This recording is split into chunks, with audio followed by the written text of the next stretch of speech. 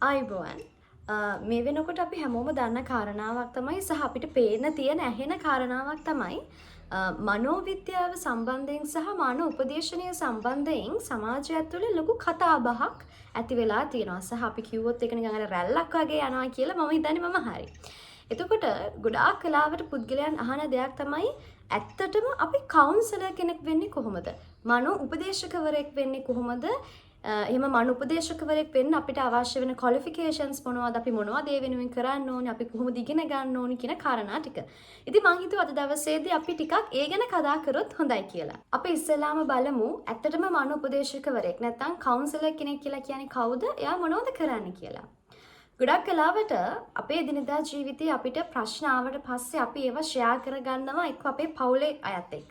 එහෙම නැත්නම් අපේ යාළුවොත් එක්ක. අපි හිතුව මාකරි ලොකු අපිට දුකක්, කලකිරීමක්, වේදනාවක්, ඒක අනවශ්‍ය බයක් ඕනම දෙයක් වෙන්න පුළුවන්. මේ වගේ ප්‍රශ්නයක් අපි අපේ යාළුවෙක් එක්ක ෂෙයා කරගන්නකොට එයා කොහොම ෆීඩ්බැක් එකක් අපිට දෙන්නේ? මොන වගේ ප්‍රතිචාරයක් අපිට දෙන්නේ? ගොඩක් කලාවට අපේ දුක අහලා එයාත් අපිත් එක්ක අඬන්න පුළුවන්. අනේ මොකක්ද මේ උනේ? මට තේරෙනවා කොහොම මේ දේවල් දරාගෙන ඉන්නවද කියලා. කාටවත් වෙච්ච නැති දෙයක් නේ ඔයාට මේ උනේ. ඒ විදිහටම ඔබත් එක්කම ඒ පුද්ගලයා දුක් වෙන්න පුළුවන්, කලකිරෙන්න පුළුවන්, වේදනාවටපත් වෙන්න පුළුවන්. හැබැයි ඔයා එතෙන්දි බලාපොරොත්තු වෙන උත්තරේ ඒක නෙවෙයි ගොඩක් කලාවට. ඔයා බලාපොරොත්තු වෙන ඔයාගේ ප්‍රශ්නෙට විසඳුමක්. නමුත් ඔයාට හම්බ වෙන්නේ ඔබත් එක්කම දුක් වෙන කෙනෙක්. තවත් සමහර පුද්ගලයෝ ඉන්නවා ඔබ ඔබේ ප්‍රශ්න කිව්වට පස්සේ කොහොමද එයාලගේ හැසිරීම? අයියෝ ඕක ගණන් ගන්න එපා. මට ඔය වගේ කොච්චර දේවල් තියෙනවද? අනිත් එක ඔයාට විතරක් නෙවෙයි මේ ලෝකේ ප්‍රශ්න තියෙන්නේ. හැම මිනිස්සෙක්ටම ප්‍රශ්න තියෙනවා. ඕවා සාමාන්‍ය දේවල්. අපිට මොනවා හරි දෙයක් කරලා ඕක කෙලින්ම අපිට අයින් කරගන්න පුළුවන්. අපිට ඕක දුක් වෙන්නේ නැතුව ඔයාට කලින් ජීවිතේටම අහපව යන්න පුළුවන්. ඔච්චර ගණන් ගන්න එපා. ආන්න ඒ විදිහේ උත්තරත් ඔයාට හම්බෙන්න පුළුවන්. හැබැයි ඔයා ඇත්තටම බලාපොරොත්තු වෙන උත්තරෙත් ඒක නෙවෙයි. ඔයාගේ ප්‍රශ්නයට ඇත්තම විසඳුමක්. මම දැන් ඉස්සරහට මොකද්ද කරන්න ඕනි? කොහොමද මේ තැනින් මම නැගිටින්න ඕනි කියන උත්තරය තමයි ඔයා බලාපොරොත්තු වෙන්නේ. මේ වගේ අපේ ජීවිතවලට එන ප්‍රශ්නවලදී අපි මේ දේවල් ෂෙයා කරගන්නකොට ගොඩක් වෙලාවට අපි බලාපොරොත්තු වෙන උත්තරේ නෙවෙයි අපිට හම්බෙන්නේ. ඒ එන ප්‍රතිචාරات එක්ක අපි තව දුරටත් කලකිරෙන්න ඉඩ තියෙනවා සහ අර හරි උත්තරයක් නැති නිසා අපි අපේ ජීවිතවල අතරමං වෙන්න ඉඩ තියෙනවා. මෙන්න මේ තැනින් ඔබව මුදව ගන්න කෙනෙක් තමයි මනෝ උපදේශකවරයෙක් කියලා කියන්නේ. කියන්නේ මනෝ උපදේශකවරයා ඇත්තටම සුවිශේෂී පුද්ගලයෙක් අනෙක් සාමාන්‍ය මිනිස්සුන්ට වැඩිය. එතකොට ඇත්තටම මේ කවුන්සලර් කෙනෙක් කොයි විදිහටද සුවිශේෂී වෙන්නේ අනිත් පුද්ගලයන්ට සාපේක්ෂව? අර අපි කලින් කියපු කාරණා දෙකම මනෝ උපදේශකවරයෙක් කරන්නේ නැහැ. ඒ කියන්නේ මොකක්ද? ඔයාට ප්‍රශ්නයක් ආවට පස්සේ අයියෝක සාමාන්‍ය දෙයක්. ඔව ගණන් ගන්න එපා. ඔක වැඩි හිතන්න එපා. කොයි වෙලාවකත් මනෝ උපදේශකවරයෙක් ඔබට ඒ විදිහට ප්‍රකාශ කරන්නේ නැහැ. සහ අනිත් කාරණාව තමයි ඔබ මනෝ උපදේශකවරයාට ගිහින් ඔබේ ප්‍රශ්න කියනකොට කොයි වෙලාවකවත් කවුන්සලර් කෙනෙක් මේ මනෝ උපදේශකවරයා ඔබ සමග දුක් වෙන්නේ නැහැ. හැබැයි ඔහු ඔබේ සපත්තුවට බහිනවා. ඒ කියන්නේ මොකක්ද? ඔහු අනිවාර්යෙන් ඔබේ ප්‍රශ්නය තේරුම් ගන්නවා. ඔබේ දුක ඔහුට තේරෙනවා. ඔහු ඒ බව ප්‍රකාශ කරනවා, පෙන්නනවා. හැබැයි කොයි වෙලාවකදවත් ඔහු ඔබත් එක්ක දුක් වෙන්නේ නැහැ. ඔහු අවබෝධ කරගන්නවා මංගාවට මේ ඇවිල්ලා ඉන්න පුද්ගලයාගේ දුක කොච්චරක්ද? කොච්චර වේදනාවකින්ද එයා ඉන්නේ. එයා ඒක අවබෝධ කරගන්නවා. හැබැයි ඔබත් එක්ක ඔහු දුක් වෙන්න යන්නේ නැහැ. ඔහු ඔබට එතෙන්දී අවශ්‍ය ගයිඩන්ස් එක, මාර්ගෝපදේශනය තමයි ලබා දෙන්නේ. අපිට වචනයක් ආවා, ගයිඩන්ස් එකක්, මාර්ගෝපදේශනයක්. මොකද්ද මේ මාර්ගෝපදේශනයක් කියලා කියන්නේ? කොහොමද කවුන්සලර් කෙනෙක් මාර්ගෝපදේශනයක් කරන්නේ? ගොඩක් වෙලාවට අපි අවබෝධ කරගන්න ප්‍රධානම කාරණාව තමයි කිසිසේත්ම කවුන්සලර් කෙනෙක් ඇඩ්වයිස් දෙන්නේ නැහැ, අවවාද දෙන්නේ නැහැ. අර එහෙම කරන්න, මෙහෙම කරන්න, අපි මෙහෙම කරන්න ඕනි. ඒ විදිහට කොයි වෙලාවකවත් ඇඩ්වයිස් දෙන්නේ නැහැ මනෝ උපදේශකවරයෙක්. ඔහු කරන්නේ ගයිඩන්ස් එකක් දෙන එක. මාර්ගෝපදේශනයක් සපයන එක. හිතන්න ඔබ වනාන්තරයක අතරමං වෙලා ඉන්නවයි කියලා. ඔයාට කිසිසේත්ම කිසිම පාරක් හොයාගන්න බෑ. හැබැයි ඔබට එනවා යම්කිසි සහායකවරයෙක්.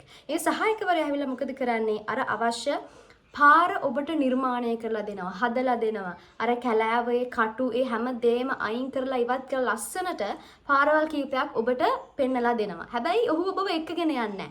ඔයාට තමයි තෝරගන්න තියෙන්නේ මේ පාරවල් වලින් මම මොන පාරද යන්න ඕනි? කොයි පාරද මම යන්න ඕනි කියන කාරණාව. ඒක ඔබ සතුයි. ඒ වගේ තමයි මනෝ උපදේශකවරයා කිසිසේත්ම අරක කරන්න මේක කරන්න කියලා කියන්නේ නැහනේ. ඔහු කරන්නේ ඔබේ ප්‍රශ්නෙට විසඳුම් විදිහට විසඳුම් කීපයක් ඔබ ලබාම ගන්න උත්සාහ කරන එක. සහ ඒත් එක්කම එතනින් හරිම ක්‍රියාමාර්ගය මොකක්ද? හරිම විසඳුම මොකක්ද කියන එකට අවශ්‍ය මාර්ගෝපදේශනයක් තමයි ඔබට ලබා දෙන්නේ. ඒ කියන්නේ අර යම්කිසි පාරක් ඔබට පෙන්නනවා. හැබැයි ඔබ ඒකේ එකගෙන යන්නේ නැහැ. ඔබ තමයි මේ මාර්ගේ යනවද නැද්ද කියන එක තීරණය කරන්න ඕන. අනිත් විශේෂ කාරණාව කිසිසේත්ම මනෝපදේශකවරයෙක් ඖෂධ ලබා දීම සිද්ධ කරන්නේ නැහැ. ඒ කාර්යය සිද්ධ කරන්නේ මනෝ වෛද්‍යවරයා විසින්. ඒතර මනෝ උපදේශකවරයෙක් ගත්තොත් මනෝ විද්‍යාඥයෙක් ගත්තොත් එහෙම ඔවුන් දෙදෙනාගේම කාර්ය වෙන්නේ රැකියාව තුළ ඔවුන්ගේ කාර්ය වෙන්නේ මනෝ උපදේශනය ලබා දීම. ඒ කියන්නේ අදාළ මානසික අක්‍රමතාව මොකක්ද, මෙන්ටල් ඩිසෝඩර් එක මොකක්ද, නැත්නම් මේ මානසික ගැටලුව මොකක්ද කියන එක හඳුනාගෙන ඒ සඳහා අවශ්‍ය කරන මාර්ගෝපදේශනය ලබා දීමෙන් මේ පුද්ගලයාව රිකවර් කරගන්න උත්සාහ කරන එක තමයි ඔවුන්ගේ රැකියාව වෙන්නේ, ඔවුන්ගේ කාර්යභාරය වෙන්නේ. කිසිසේත්ම ඖෂධ ලබා දීම මනෝපදේශකවරයෙක් කරන්නේ නැහැ. මොකද ගොඩක් දරුවන්ට සහ පුද්ගලයන්ට තියෙන ගැටලුවක් තමයි සහ ඔවුන් බලාපොරොත්තු වෙන දෙයක් තමයි නිතරම අහන ප්‍රශ්නයක් තමයි අපි දැන් මේ බෙහෙත් ගැනත් ඉගෙන ගන්න ඕනේද? අපි කොහොමද ඒව ගැන ඉගෙන ගන්නෙ? මම කවුන්සලර් කෙනෙක් වුණාට පස්සේ මම කොහොමද බෙහෙත් දෙන්න ඕනි? ඒතර අපි අනිවාර්යෙන් තේරුම් ගන්න ඕනේ දේ තමයි මනෝ උපදේශකවරයා බෙහෙත් ලබා දෙන්නේ නැහැ ඔබ ගාවට එන සේවාලාභීන්ට. ඒ කාර්යයට වෙනම පුද්ගලයෙක් ඉන්නවා වෘත්තිමය වශයෙන්. ඔහු සයිකියාට්‍රිස්ට් කෙනෙක්. එහෙම නැත්නම් අපි කියනවා මනෝ වෛද්‍යවරයෙක්. ඔහු ඒ සඳහාම තමයි අධ්‍යාපනය ලබන්නේ, ඉගෙනුම ලබන්නේ, ඔහුගේ ක්වොලිෆිකේෂන්ස් හදාගන්නේ.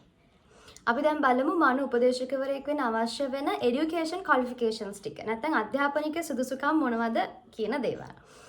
මූලික වශයෙන් අධ්‍යාපනික සුදුසුකම් විදිහට අවම ක්වොලිෆිකේෂන් එක විදිහට අවශ්‍ය වෙන්නේ මනෝවිද්‍යාව සහ මනෝ උපදේශනය පිළිබඳව ඩිප්ලෝමා පාඨමාලාවක් හැදෑරීම. ඒක අවුරුද්දක් එකහමාරක් වගේ කාලයක් වෙන්න පුළුවන්. මේ වගේ ඩිප්ලෝමා පාඨමාලාවක් සයිකොලොජි ඇන්ඩ් කවුන්සලින් සම්බන්ධ ඩිප්ලෝමා පාඨමාලාවක් තිබෙනවා නම් ඒක අවම සුදුසුකම විදිහට අපිට හඳුනා ගන්න පුළුවන්කම තියෙනවා. ඒ වගේම තමයි එතනින් එහාට අනිවාර්යෙන් මම මේ දෙන විශ්වාස කරනවා ප්‍රොෆෙෂනල් මට්ටමේ කවුන්සලර් කෙනෙක් වෙන්න නම් අඩුම තරමේ ඩිග්‍රී එකක්වත් තියෙනවා නම් වඩාත් හොඳයි කියන කාරණාව. මොකද ඩිප්ලෝමා එකකින් කවර් කරන්නේ නැති ගොඩාක් දේවල් ඩිග්‍රී එකකදී අපි උපාධි තත්වයකදී සාකච්ඡා කරනවා. තව ගොඩාක් දේවල් එතන ඉගෙන ගන්නවා සහ හොඳ එක්ස්පීරියන්ස් එකක් අපිට එතනින් ගන්න පුළුවන්කම තියෙනවා.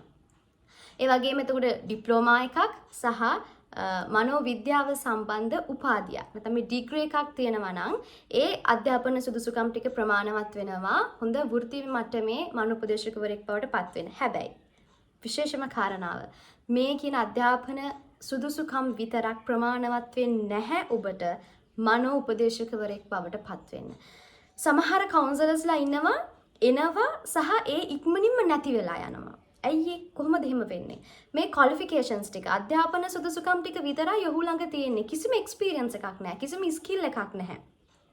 සේවාලාභීන් එක ගනුදෙනු කරලා එහෙම ප්‍රැක්ටිස් එකක් නැහැ.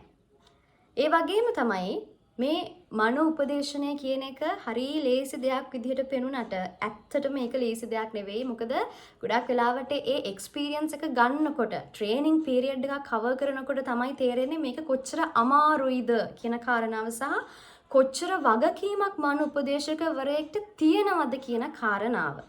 අනිවාර්යයෙන්ම මනෝ උපදේශනය සඳහා ඔබට වසර 2.5කට හෝ 3කට විතර කාල සීමාවක් ඔබ ට්‍රේනින් පීරියඩ් එකක්. ඒක වොලන්ටියර් කෙනෙක් විදිහට හරි කමක් නැහැ. යම් කිසි පළපුරුද්දක් ඔබ ලබා තිබීම අනිවාර්යයි. ගොඩක් කලාවට අපි තියරි වලදී කතා කරනවා. ඒ කියන්නේ අපි এডুকেෂන් ක්වොලිෆිකේෂන්ස් හදා ගන්නකොට අපි පාඩම් වලදී ලෙක්චර්ස් වලදී කතා කරන්නේ මෙන්න මේ කියන ඩිසෝඩර් එකේ ස්වභාවය මේ වගේ, ડિප්‍රෙෂන් වල ස්වභාවය මේ වගේ, සික්සොෆ්‍රීනියා වල ස්වභාවය මේ වගේ. ඒ විදිහටනේ අපි න්‍යායාත්මකවනේ කතා කරන්නේ. හැබැයි ඒ කියන කාරණා සමහර විට වෙනස් වෙන්න පුළුවන්. අපි ඇත්තටම එදිනදා ජීවිතේ ඇත්තම සේවාලාභියෙක් මුණ ගැහුනට පස්සේ කොච්චර අමාරුයිද ඒ පුද්ගලයාත් එක්ක කතා කරලා එයාගේ තියෙන සැබෑ ගැටලුව හොයාගන්න කෙනෙක් ඔබට අවබෝධ වේවි ඔබ ට්‍රේනින් පීරියඩ් එකක් කවර් කරනකොට. ඒ නිසා අනිවාර්යෙන් මේකේ එක්ස්පීරියන්ස් එක අනිවාර්යයි.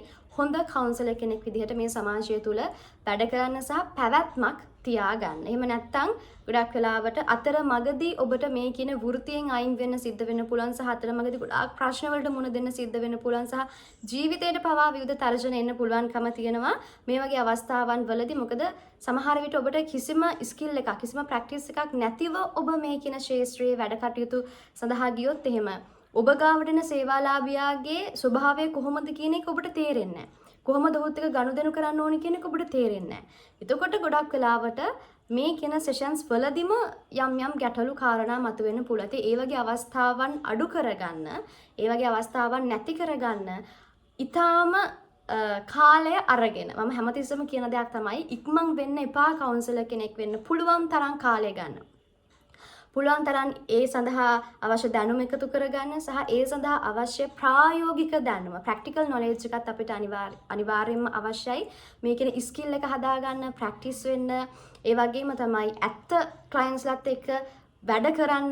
ඒ අපි අනිවාර්යයෙන්ම මනෝපදේශකවරයා කියලා කියන්නේ ඔහු ඉගෙන ගන්නෙම Tamanගේ ක්ලයන්ට්ගේ. තමන් ගාවට එන සේවාලාභීන්ගෙන්මයි මනෝපදේශකවරයෙක් ඉගෙන ගන්න. අර තියරි ටික ඔළුවේ තිබුණාට ඒවා ප්‍රැක්ටිස් කරන්න උහු කවුන්සලින් සෙෂන් එකේදී. ඉතින් තියරි ටික විතරක් ඔළුවේ තියාගෙන එකපාරට අපිට කවුන්සලින් කරන්න යන්න බෑ. ඒක ටිකක් අවදානම් වැඩක්. ඒ නිසා අනිවාර්යයෙන්ම හරි විදිහට මේ ශාස්ත්‍රය තුල පැවැත්මක් තියාගන්න නම් ඔබ අනිවාර්යෙන් අවුරුදු 2ක 3කවත් පළපුරුද්දක් සහිත. ඒකයි මම කිව්වේ කලින් වොලන්ටියර් කෙනෙක් විදිහට වුණත් ඒක ප්‍රශ්නයක් නැහැ. අනිවාර්යයෙන්ම ප්‍රැක්ටිස් එකක් ගන්න, ට්‍රේනින් පීරියඩ් එකක් කවර් කරගන්නම ඕනි.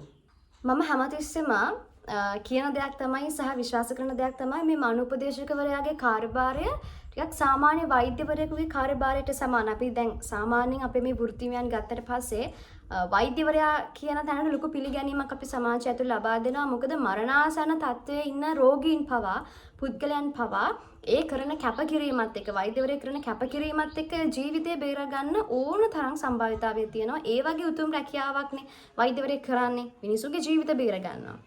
එහා සමානම දෙයක් තමයි මනෝපදේශකවරයෙක් කරන්නේ.